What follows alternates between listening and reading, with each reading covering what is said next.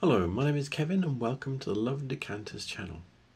So yeah, this is part 4 of my visit to Village Antiques Market in Weedon, Northamptonshire. Yeah, I hope you recovered from Christmas. I'm not. We had a whole bunch of people around. I seem to give myself a bit of a cold. Yeah, not feeling fantastic. But anyway, before we get too far into this video, I need to go back to the last video because someone kindly pointed out, David his name is, kindly pointed out something that I didn't recognise, and I was kind of like, yeah, I think this is familiar, but I didn't recognise it. And he pointed out that there was a catalogue for it and that it was Polish, and I've managed to go online and have a hunt around and find the catalogue. So not only am I able to ID something, but I'm able to give you a new reference for Polish catalogues. Yeah. So with that said, let's get and do that bit first. Murano geode bowl. But I've seen this before. I've seen this. It's pressed though, so maybe I haven't. It's, or have I? That's a difficult one. Yeah. Oh, actually, this is nice. Little. Look at that little slag glass. It's got a mark on it. No. Slag glass pressed. So that's Victorian. It says possibly Sowerby. I will try and find that in the catalogues because we've got a whole bunch of Sowerby catalogues. This is the Zabowski 1971 catalogue that I've downloaded from the catalogska.pl website. I'd like to thank David for making me aware that there was a resource available and what was in it, which is, yeah, as I said, I'm stepping back a little bit. This little candlestick here. So yeah, it's there in this catalogue. So it's Polish and it's from 1971. So, yeah, so it's older than it looked actually, I think. So yeah, that's quite interesting. And also there's a whole pile of other resources in here, so I will be leaving a link for this definitely. So thank you again, David, for that. That was really good. And with that said, now that we've finished the bit from part 3, let's get back to all that's new in part 4. So stick with me. Thank you. So I'll come down to the bit that's got all the mid-century stuff. We've got kind of like traditional mid-century, and yeah, look at this monkey. What's he got written on it? Because I don't recognise this at all. 19 Japan/USA lazy suit. I don't recognise this at all. It's cool. Let's have a look underneath. No, it's not Chinese, I don't think, because it doesn't always mean anything, but has a recently polished base. But yeah, that is a crazy piece of kit there. So when I type in Lazy Susan Thorn glass vase, yes, that's what it appears to be. And one of these mentions that he's found, someone says that they've found one with a label, Lazy Susan label. My problem now is trying to find out about Lazy Susan glass, whoever that is. And the problem is that a Lazy Susan is a thing. Okay, it's a tray that's on a pivot that you can put in the middle of your table, and you can put various items on and turn it round. You probably see them in Chinese restaurants and things sometimes. Let me show you. Where did I go with it? Did I lose this? Yeah, look at these things. These are glass Lazy Susans, where you basically have these trays that you can put in the middle of your table and spin them round to pick up various things. Yeah, so when you put in Lazy Susan glass, you get glass Lazy Susans, which is not what I'm looking for. So, but yeah, click through to that. There it is in purple. This one's on sale in the US, and it seems to be saying it's, I think it's, from what I've seen, I think it is American, but I can't pin it down because I can't find out about where Lazy Susan actually is, but I think it is American. This is nice. This is Sowerby. I don't think I've seen it this colour before. What's he got? Yeah, Sowerby vintage, 1928. It's from the, or 28. What am I saying? £28. I'm pretty certain it's from the 30s. I'll be able to look at that. That's quite cool. It's got 4 legs. You can see little feet.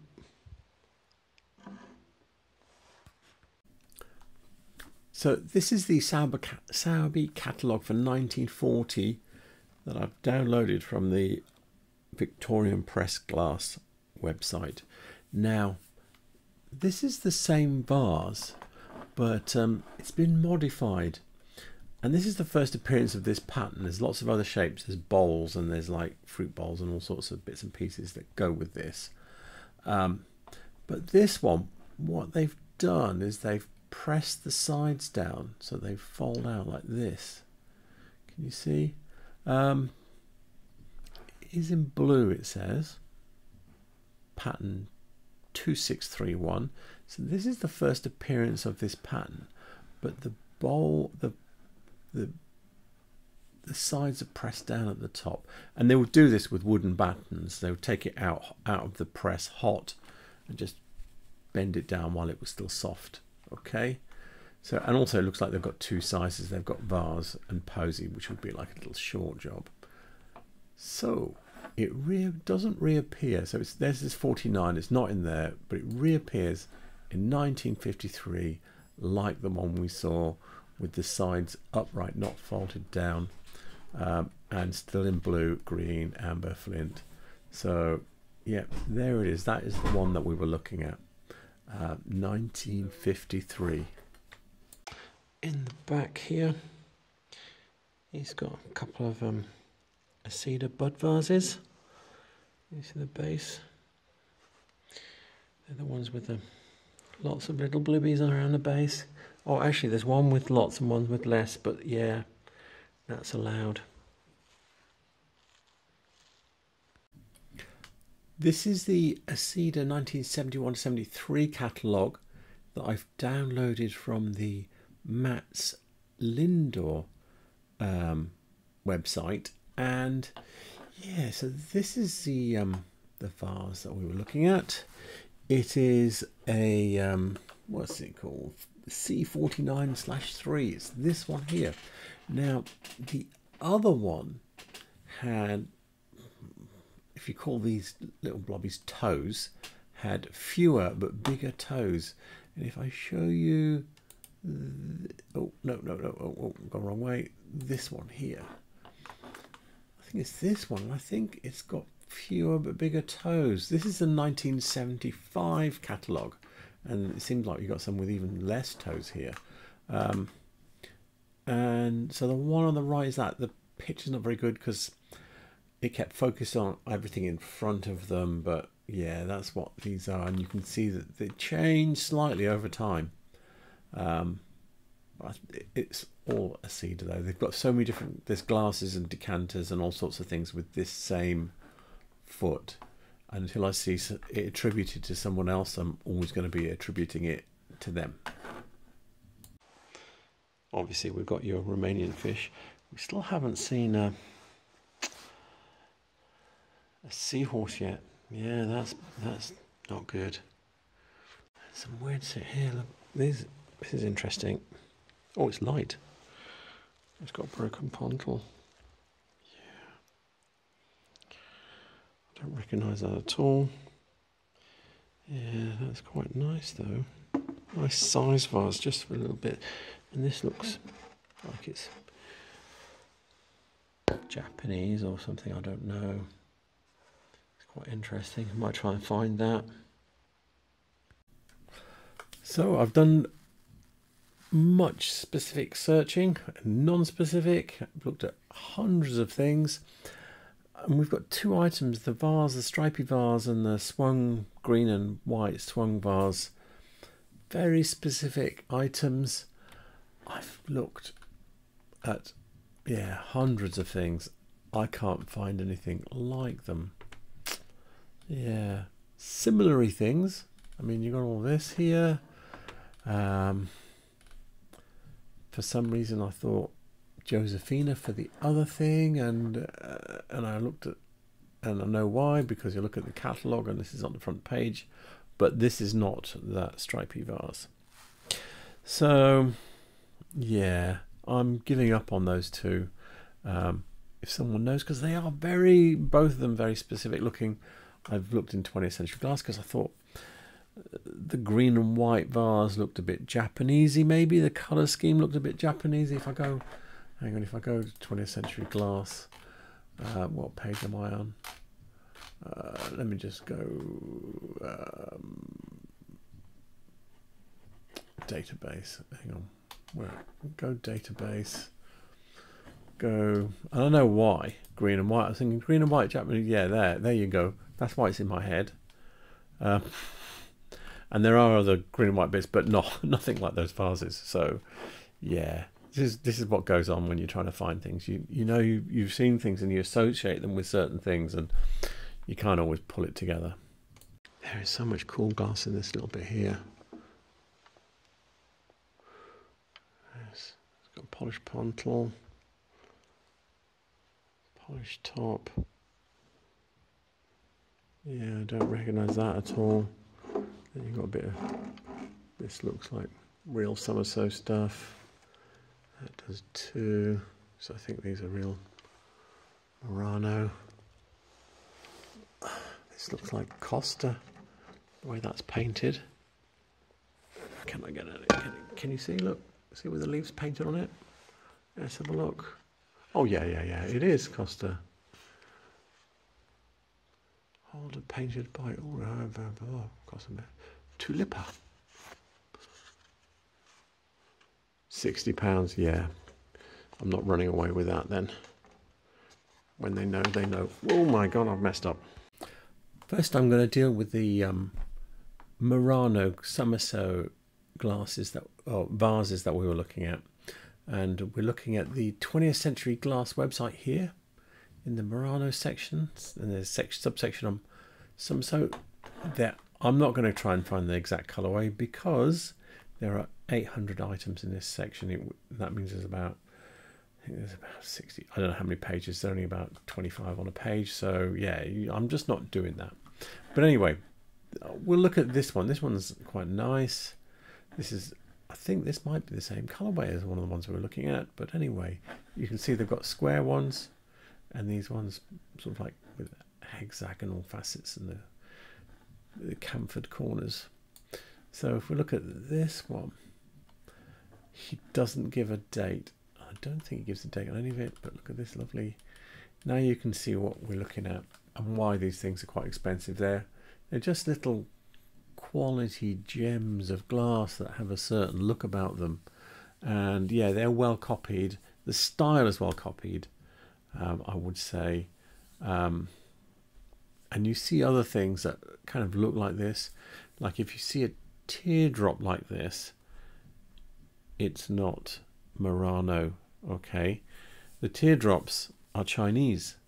So you just need to watch out for that. There's different shapes, and yeah, just because you're doing different coloured case glass doesn't always make it Murano. Just be aware of that, because case glass is a technique. Lots of people use it. And so to the vase with the black tulip on it, and yeah, it said Costa Boda Tulipa, and yeah, so the name was a little confusing there. So I'm here on 20thcenturyglass.com in the Home Guard section. I mean Costa Boda section, sorry, and it was Ulrika Heidemann Valian, and I always think of Bertil Valian, but a different alien. So, and also the tulips, I always thought in my head they're always coloured. So I did which one am I going to, this one here. You see what I mean? Apart from there's a black one here, which has got Kosoboda Ulrika Heidmann. Yeah.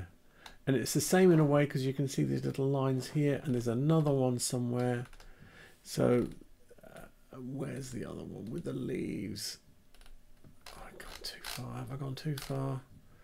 Where is it? There's one of the, you can see what I mean in my brain. Oh, this one here.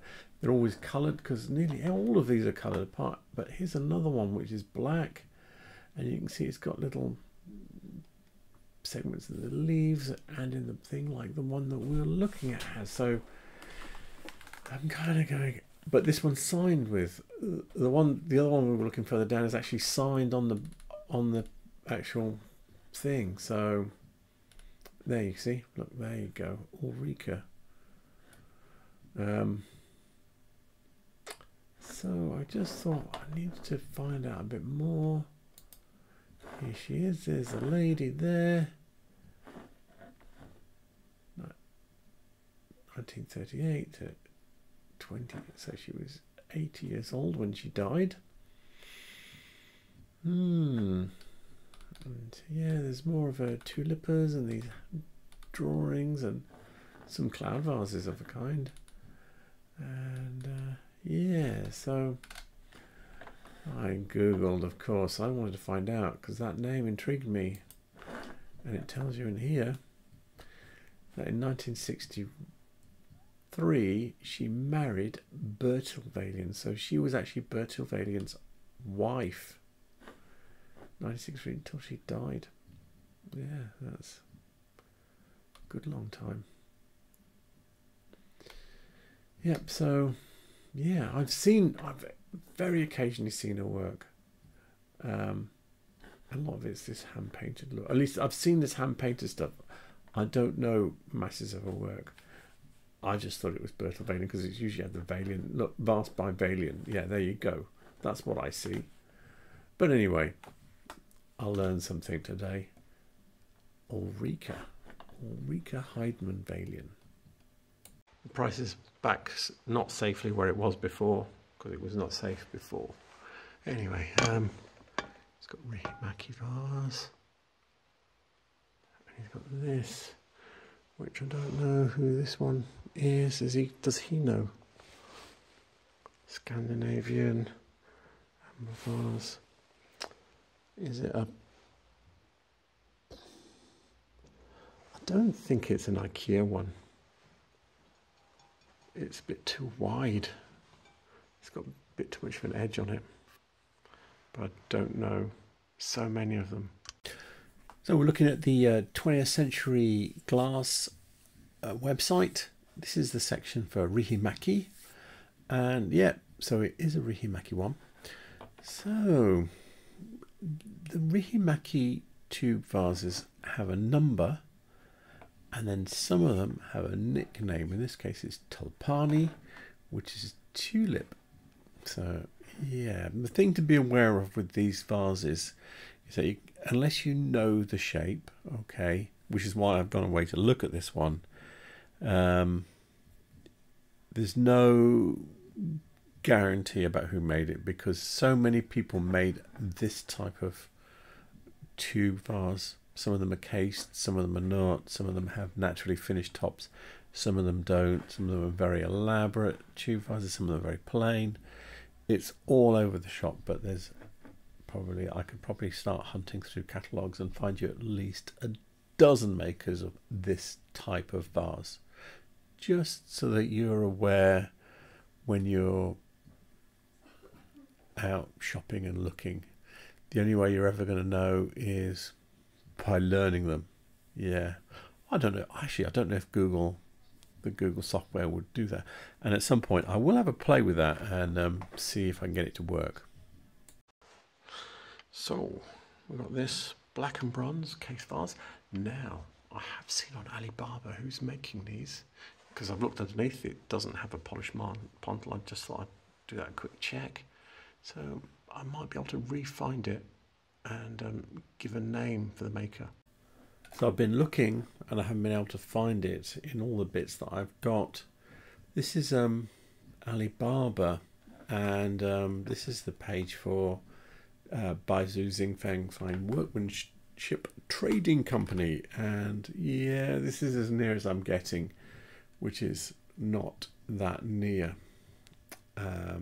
Material Murano glass, they're calling it. Yeah, they're just saying it's art glass, but yeah. So what's good about this is that if I go back a page, you can see everything they do. Yeah, have a quick whiz through. The other one I thought it might be that I was looking at is High Top Crystal. You see a lot of their stuff. You see these quite often, these kind of things. Yeah, with a little block, sitting on little blocks. So you see quite a lot of their stuff about. But then if you look here, they've got lots of other things here. I'm just looking at a few things. I'm only looking at art glass trophy, but then they've got things like crystal rods. You know, they make a lot of stuff. But anyway, yeah, I've not been able to find it, so I tried. More interesting bits here I don't recognise. Little pulled vase here, and what's this? Oh, that's strange. Strange pontle mark there. Yeah, it's quite cool, but it's a nice size as well for a small vase. I don't recognise. Another little Dartington. Yeah, he knows who that is. £40. I didn't know they were that much. And then you've got an elephant. I don't reckon he got anything. What's he got written on that? Swedish glass elephant. Oh, Mats Jonasson. They make a load of different. I've not seen one like this in relief like that quite. But yeah, they make a load of these types of paperweight type things. So I did a quick Google for Mats Jonasson elephant. A whole bunch of them showed up. The price is very various. If you look at these ones on here, let me show you this. That's no, don't do that. Yeah, look, some of them are quite expensive anyway. Up to £150. There's every price in between down to £25. Where's the £150 one? Go back. There you go. So £149, £10, and then you've got some other prices. £65, 38, 24 is the cheapest, 35. You have to remember all of these, you'd have to add postage onto all of these. Another one that's 59. Price is an okay price actually. It's, once you say postage is included, because you're actually picking it up yourself, it's at the bottom end. So yeah, that's okay. I tried to look up Mats Jonasson himself, and it's the most minimalist Wikipedia. It says he worked for Melleras, Sweden, and that he was born in 1945, and that's pretty much all it told me about him. Look at this in here. It's a giant swan. It looks like a white frost one, but the head's not quite right. And it's also a bit small, but the body does look right.